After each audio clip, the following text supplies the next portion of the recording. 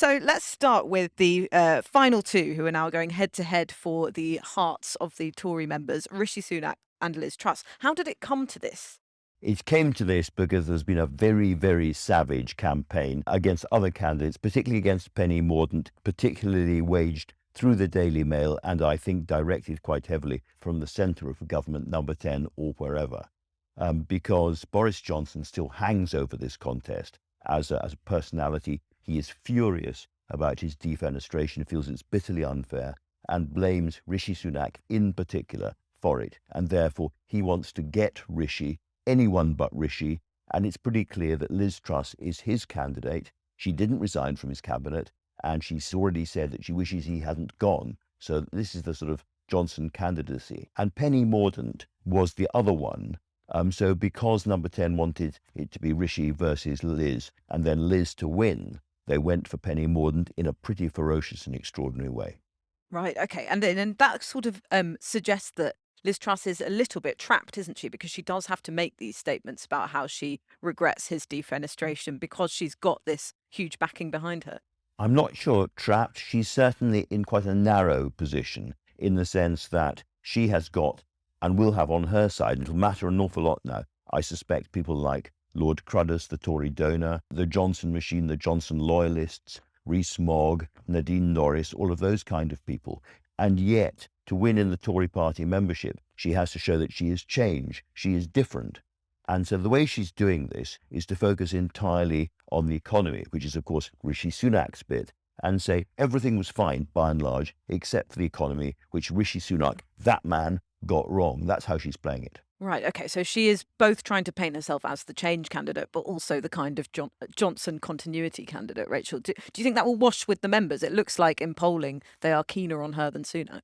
Well, interestingly, looking at the members, quite a few of them seem to want Boris Johnson to stay. There's that insane petition that I think has got 4,000 signatures of Conservative Party members saying that they think that Boris Johnson should be an option for them to vote for. Obviously, that's not going to happen, but I think that's worth keeping in mind that if your electorate is entirely made up of Conservative Party members and Conservative Party members feel a lot warmer towards Boris Johnson than, say, Tory MPs do, or even the rest of the country do, then sort of playing up to being the heir to Boris Johnson, you can see why that might look like a good strategy. Interestingly, though, in one of the debates, all the candidates were asked if they'd put Boris Johnson in their cabinet, and they all refused and they all didn't put their hands up. So for her to now be like, oh, I wish he hadn't gone, but I wouldn't trust him anywhere near my government. She's trying to play both sides. Absolutely, Rachel. And there is this great swirling miasma of hypocrisy over all those Tory MPs who had written letters saying this man has got to go, he's not fit to be Prime Minister, standing up, clapping, and some of them in tears after his performance at PMQs. So the Tory party is deeply emotionally split. We talk of buyer's remorse. This seems to me one of the first examples of seller's remorse. And Rachel, you've written about this, and let's explain to our listeners a bit about what happens next. It's actually just about 175,000 Tory members who get to choose who wins and who goes to number 10. And you've argued that actually that shouldn't be the way to go about it. Well, I argued that it would actually weirdly be more democratic if the vote was restricted to fewer people, if it was restricted just to Conservative MPs, 350 odd Conservative MPs, because they at least have their positions because they are representing parts of the country and that's their job. Now you can argue about how successfully they do that job, but theoretically you're an MP, your constituents have sent you to Parliament to represent their interests. The 170,000 Conservative Party members aren't representing anyone except themselves. They're not accountable to anyone except themselves. They're also, and no judgment on them for this, but they are incredibly unrepresentative of the country. They are older, whiter, more male than the rest of the country. And more southern. And very much more southern, more middle concentrated class. in the south of England, more middle class.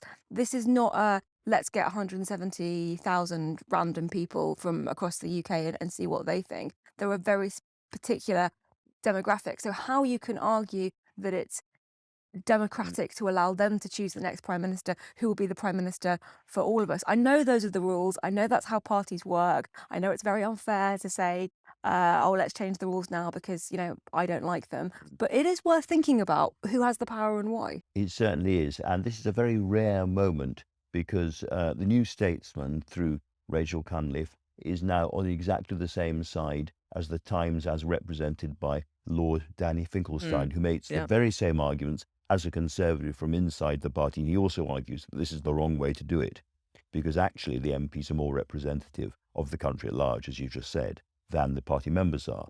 It's not true quite, however, that the rules can never be changed because they have already indicated they're going to change the voting rules in this in a way that is both interesting and I suspect benefits Rishi Sunak.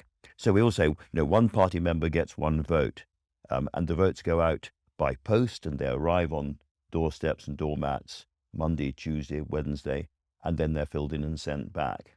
But all party members are now likely to get a digital or online vote as well.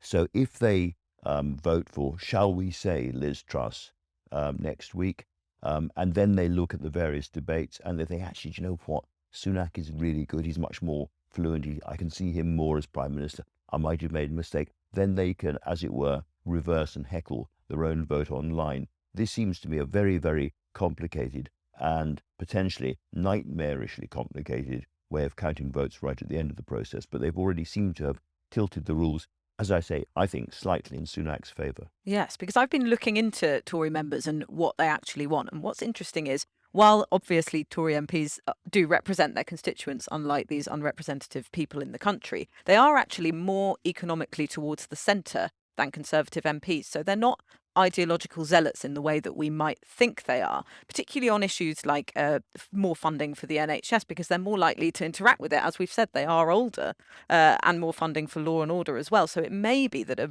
very radical economic pitch from Liz Truss, as she's already laid out, might not necessarily be the most attractive thing to them. So I do think that it's a bit more open than the polling suggests. That's really interesting. And I think, Anoosh, you're going around the country, you're going to be talking to a lot of Tory members. Yes. But your point about the NHS is a really good one. They use the NHS.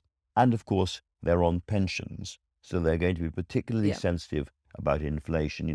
They've probably paid off their properties, but they may have mortgages as well. So inflation is a really big issue for them. And the more Sunak talks about the need to get down inflation, the more they'll like that, I think. Yes. And I remember doing the same thing last time in 2019. And what a lot of them would tell me was they didn't really like Boris Johnson or his style. They didn't particularly trust him, but they thought he could win an election. So that might be why Rishi Sunak is making this big play of the fact that he is more popular among the electorate than Liz Truss. And also in some polling, more popular than Keir Starmer, which is, of course, the person who either of them might face in a general election. I think as this plays out over August, it's going to be, as it were, the guns of August, the war of August. Pollsters are going to play a much, much bigger role in it than they do in most elections even, because everybody's going to be watching the YouGov polling of the general electorate to try and work out which of these two candidates can beat Labour. But I have to say, so far, a couple of weeks into this Conservative candidate, overwhelmingly the political winner is Keir Starmer. Right. Yes. Do you agree with that, Rachel? I think we've seen a lot of blue on blue already, and we're only going to see more of it. In the debate on Sunday night, it was very much Rishi and Liz tearing chunks out of each other, and they were properly going for it. I mean, she was pointing out the COVID support loan fraud, and he had that quite awkwardly delivered jibe at her. What do you regret more, supporting Remain or being a Lib Dem? But you've basically got two of the most high-profile cabinet ministers of Boris Johnson's government shouting at each other about how terrible that government was and about how, we're in an economic crisis and you don't know how to deal with it. Well, you stayed in the government, you don't know how to deal with it either.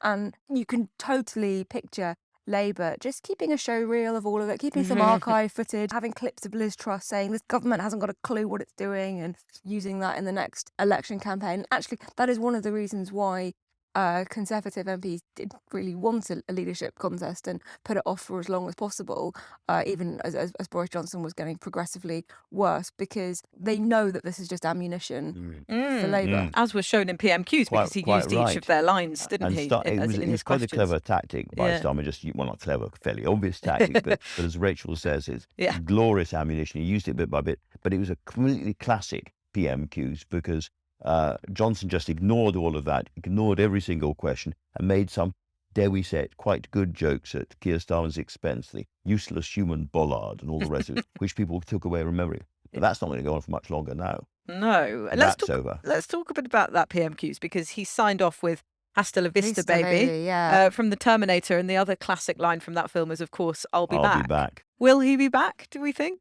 He certainly wants people to think that it's a possibility, because as long as people think that it's even a half possibility, he has influence and power over the direction of the Tory party. I was talking to somebody quite close to him who says he genuinely doesn't get it. He genuinely thinks he did the right things over the pandemic. He did the right thing over the Ukraine war. Brexit had to be delivered. The big stuff he feels he got right, and he doesn't see how someone who got all of that right can be brought down by nonsense about some sex pest and some parties.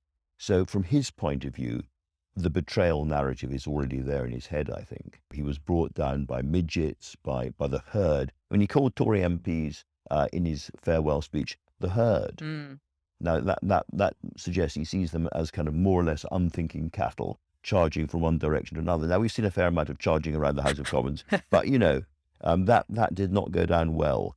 And the number of Tory MPs who are really, really angry that he's going to try and do the backseat driving or try and influence things is quite high. I mean, they have not forgotten yet why they got rid of him. And however many good jokes he makes in the House of Commons, they haven't forgotten either.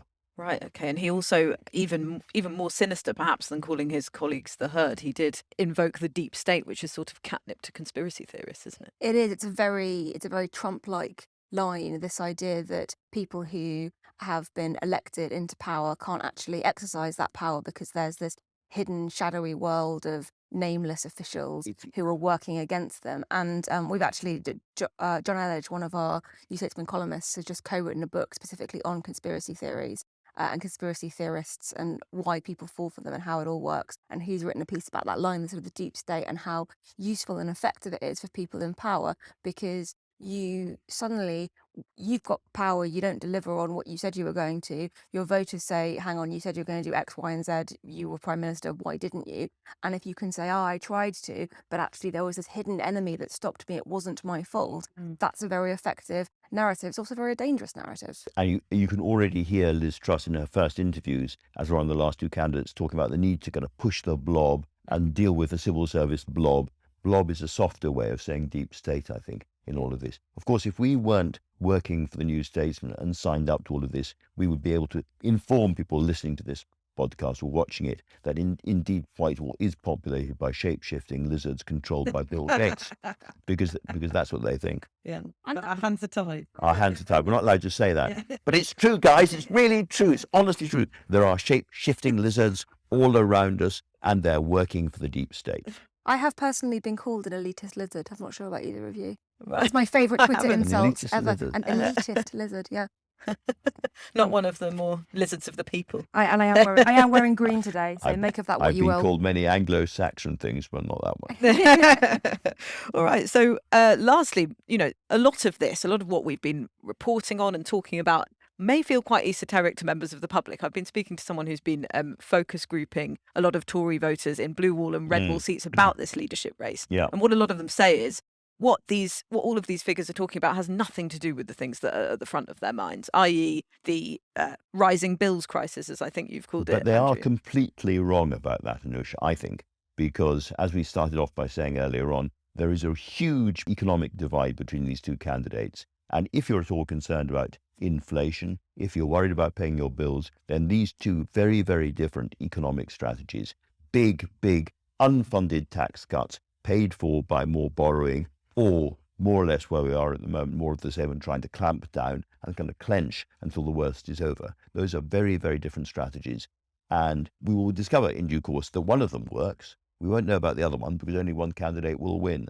But this is a massive choice for the country that's going on. So it's not esoteric, it's real. And people are going to feel it in their daily bills and their daily lives. Yes. And also you've written in your most recent piece about the fact that climate change has not been tackled properly by the candidates so far. And of course, some of these focus groups that I've been talking to this focus group about were happening on these days where they were sitting in 40 degrees. Do you know what? It felt to me almost as if the planet was heckling the Tory leadership campaign, sort of knocking on the window, this kind of vastly extraordinary heat and those amazing fires. Because, you're quite right. They have not been talking about climate change. And when they do, it's in kind of embarrassed, apologetic tones. I'm terribly sorry we have this green levy. We'll try and get rid of it as soon as possible. I'm terribly sorry we have these ridiculous esoteric targets about carbon neutral by 2050 and all the rest of it. They're not trying to lead us in any direction in terms of changing our lives. They're not confronting the scientific truths in a frank and open way because they're so scared of the Tory members who, in a poll, put climate change 10th out of 10 in terms of the things that matter to them, right down at the bottom. I think it's incredibly serious. And I just hope that the coincidence that, the roads were melting, airport runways were melting, fires were raging across East London and around motorways up and down Britain in a way that we have never seen before, will get these two last candidates right at the end and think, hold on a second, this is something that we do need to address more seriously than they've done so far. Okay, well, we'll be keeping an eye on that and everything else as the leadership election progresses. Thanks so much, both of you, for coming on. Thanks, Thank Anoosh. you.